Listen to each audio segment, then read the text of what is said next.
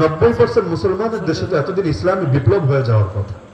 কিসের ভোটাভুটি আর নির্বাচন আর গণতন্ত্র, ওগুলো রাখেন না। 90% মুসলমানের মধ্যে অন্তত অর্ধেকও যদি খাঁটি দিন চাইতো, ব্যক্তি জীবনে যাই থাক না কেন, অন্তত আল্লাহর জমিনে দিন আর শাসন হোক, এটা চাইতো। বাধা কোথায় আমারে বলেন? বাধাটা কই? বলবেন আমেরিকা চায় না। আমেরিকা কি করবে? বাহিনী পাঠাবে। বাহিনী পাঠালে পরেরটা পরে দেখা যাবে। কিন্তু আল্লাহর সামনে কি জবাব দিবেন যে মসজিদ আল্লাহু আকবার ঠিকই চলে, কিন্তু কোর্টের মধ্যে, সংসদের মধ্যে আল্লাহু আকবার চলবে না। মসজিদে বলবো আল্লাহ সবার চাইতে বড়, আর বিচারক আর কোর্টের মধ্যে চলবে না। না না না, মানুষ যে আইন বানিয়েছে সেটাই সবচাইতে বড়। আল্লাহটা বাদ যাবে, মানুষেরটাই চূড়ান্ত থাকবে। বউরে তালাক যদি কেউ দেয়, 3টা না, মনে করেন 3 কোটি তালাক দিল, অনেকে তালাক দিতে আবার কম দেয় না, ভাবে যা আছে দিতে থাকি না।